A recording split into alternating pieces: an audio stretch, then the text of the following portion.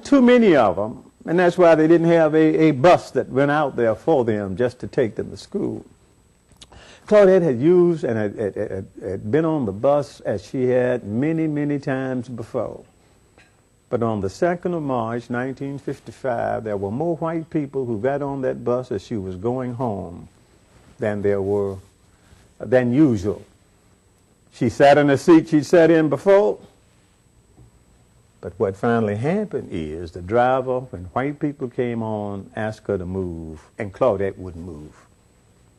She hadn't planned to do it. She knew she had paid her money, and she told him, I'm in the seat I've sat in before. I ride this bus 5 days a week. Called the police, arrested her, and she did what any teenager does when they get in trouble. She called her mother, who called E.D. Nixon, Mr. Civil Rights, who called Fred Gray, and I represented Claudette. But the same persons who 9 months later came to Rosa Parks' rescue came to Claudette's rescue. Joanne Robinson, who taught at Alabama State and who had had a problem on a bus herself in 1949. E.D. Nixon, Mr. Civil Rights. Rosa Parks, who was secretary of the branch and also in charge of the youth program. And Claudette had attended some of her youth sessions. I raised the issue that they were really not concerned about Claudette being a delinquent minor, but rather they were interested in enforcing the segregation laws. Judge Hill did not listen to me. We complained to the city officials, Joanne Robinson and others along with myself. We threatened to have a bus boycott, but we didn't. But what we did do was we began to keep, the Women's Political Council began to keep a record of all the incidents that occurred on the buses. And the idea was that whenever the opportunity presents itself, we will be ready. Mrs. Parks and I had developed a very close personal friendship because she worked a block and a half from where my office was. And 5 days a week she would come to my office since I opened it. And for over a year we talked about the problems of the buses and all these other problems that we had. And even on the day of her arrest we had talked about what should take place. And she knew that I was going to be out of town that afternoon. But she also knew, unlike Claudette Carvin, Claudette didn't know what was going to happen to her, but Mrs. Parks had been trained and instructed and knew what to do if anything happened. When the opportunity presented itself on December 1st, Ms. Parks refused to give up her seat. When I got back in town and had phone calls from her and went over and talked with her, she indicated she wanted me to represent her. And we ended up,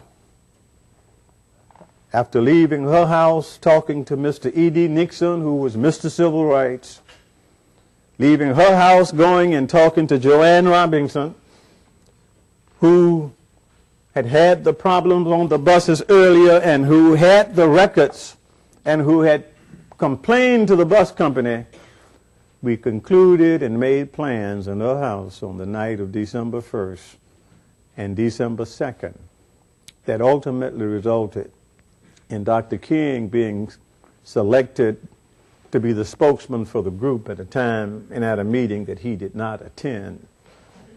The other two leaders, E.D. Nixon was treasurer. He was elected treasurer because he knew A. Philip Randolph. He was a Pullman car porter, and A. Philip Randolph was his president and was able to raise funds for it. Rufus Lewis was the other black leader in the city. His wife owned half interest in the largest funeral home in town, and we needed cars to transport people. And Fred Gray, the young lawyer, just out of law school about a year, was supposed to do the legal work. When the chips were down, when everything was settled, those were the officers. And on that Monday morning, when we tried Mrs. Parks' case and black people stayed off of the buses, And that Monday evening, Dr. King was introduced to the Montgomery community, to the state of Alabama, to the nation, and to the world. And the rest is history. Now, we've come a long way from that period of time. But let me just tell you that if there had been no Claudette Colvin, young people, who did what she did on March the 2nd, 1955, because she gave Joanne Robinson, Rosa Parks, Fred Gray, Dr. King, and the other 50,000 African Americans in Montgomery the courage to do what we did. If Claudette had not done what she did, we may never, and Mrs. Parks may never have done what she did on December the 1st. If Mrs. Parks had not done what she did in refusing to give up her seat on December 1st, there would have been no bus boycott. There would have been no meeting at Holt Street Baptist Church. The nation would not have been introduced to Dr. King at that time, and the whole history of the civil rights movement may have been different. And I want you young people to know that the person who gave us the moral courage to do it was a 15-year-old girl, and let's give her a hand.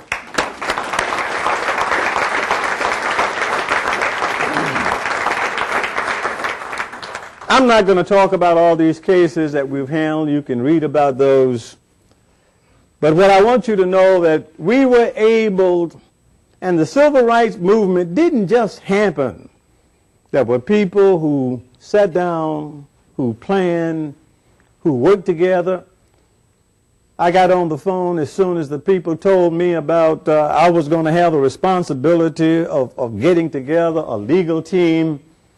Called Thurgood Marshall, went to New York and talked with Robert Carter, and established a relationship where they could give to us the legal support that we needed.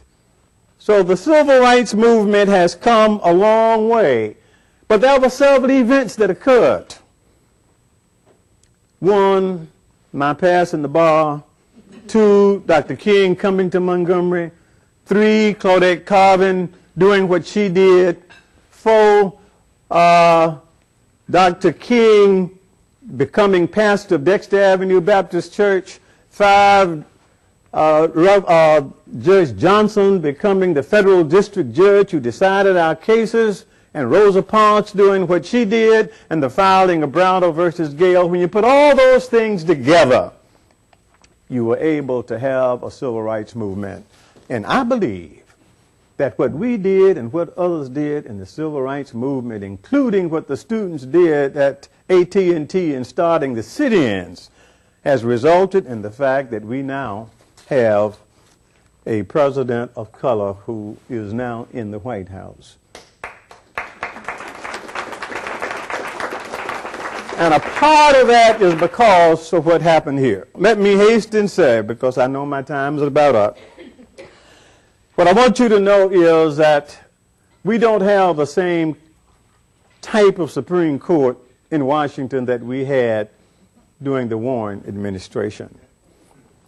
Notwithstanding the progress we've made, we are now at a point where if we are not careful, we could lose some of the gains that we've made. And if anything I have said to you today, if it means anything, it means that the struggle for equal justice continues.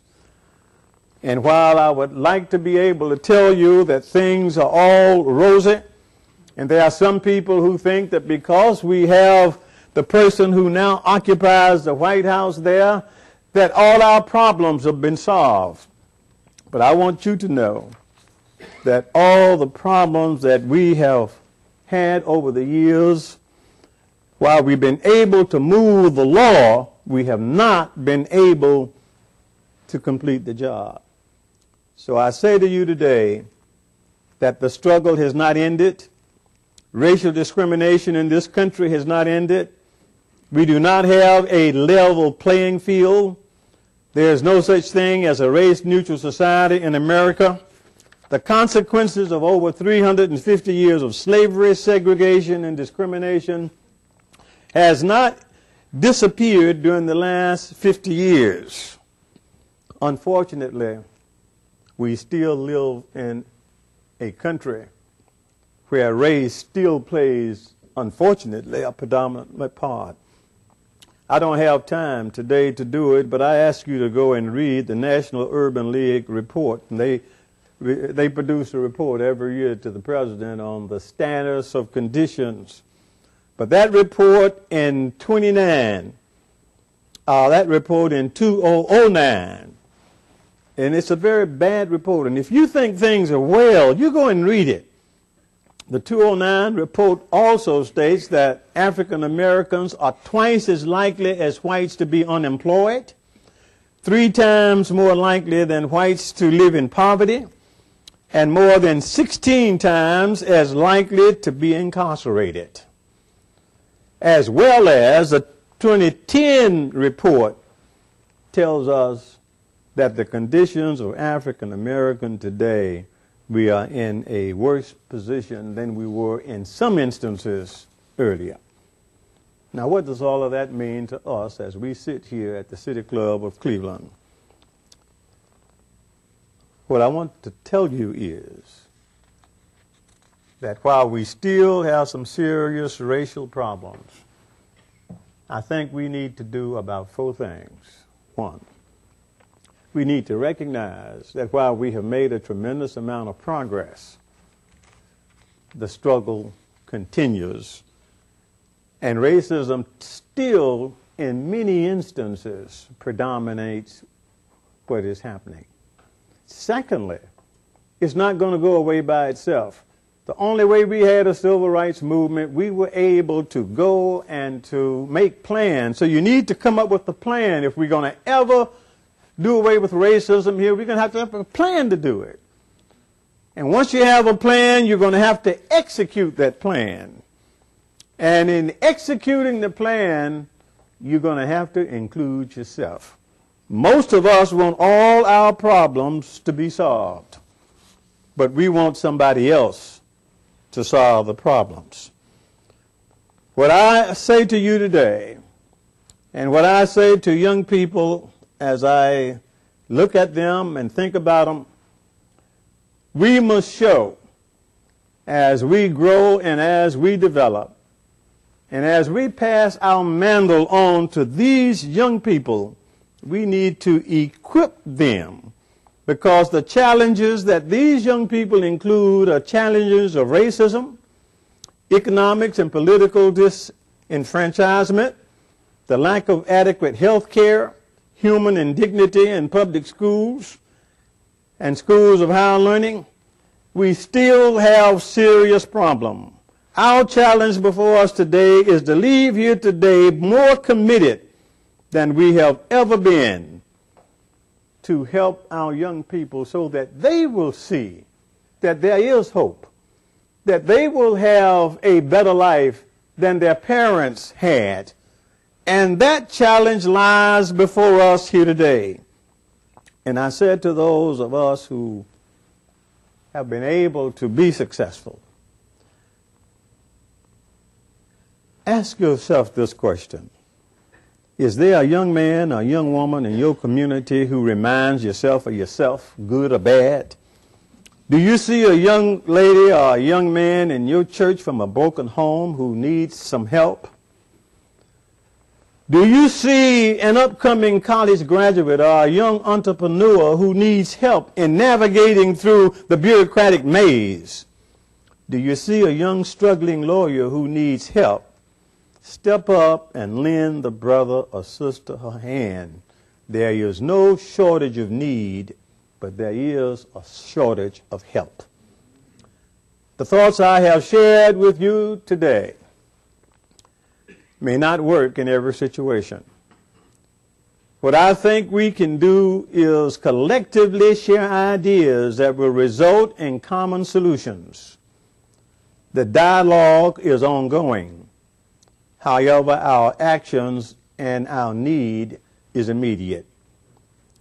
We are losing a part of our future to insidious, destructive, consuming and in some instances misbehaving of our youth.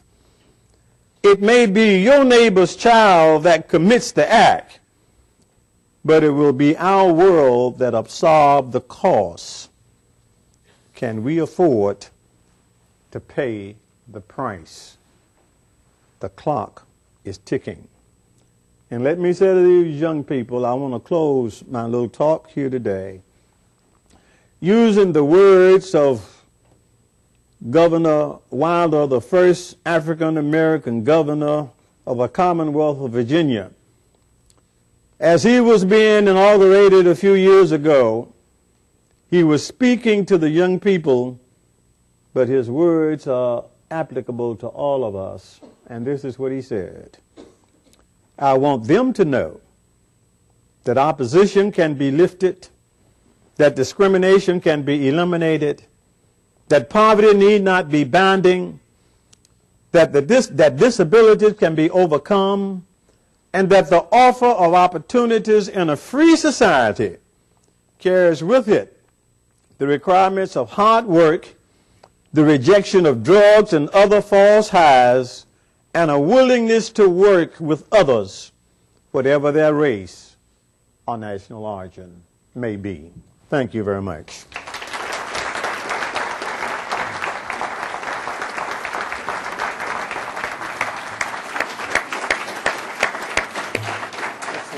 Thank you. Okay.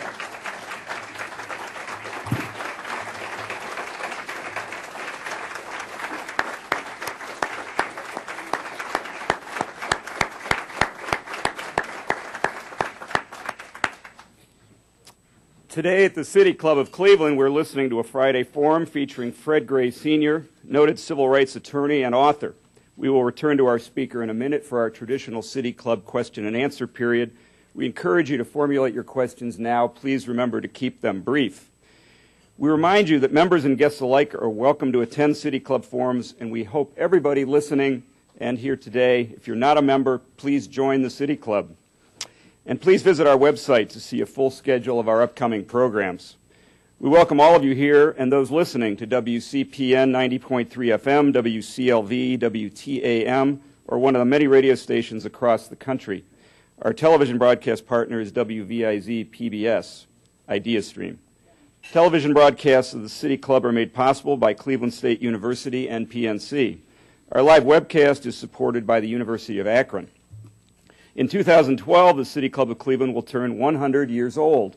We're planning a number of great events, and we will be actively soliciting support from the community through our campaign for a new century.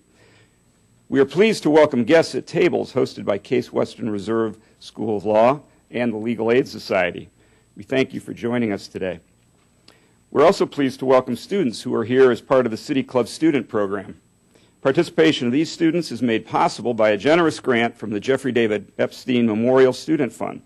With us today are students from John Adams High School and the Cleveland School of Architecture and Design. Will students please stand and be recognized?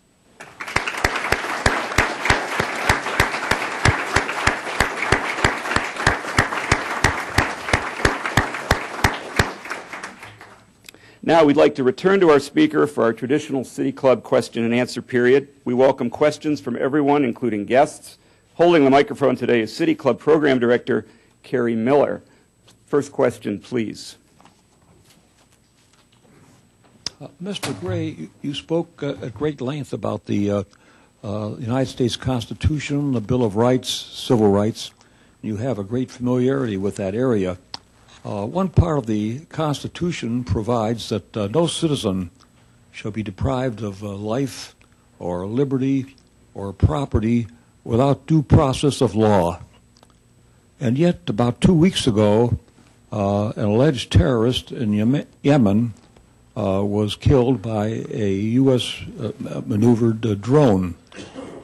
And to what extent do you think that represents a violation of our Constitution? And to what extent do you think it might have any effect upon our effort to bring democracy to all parts of the world?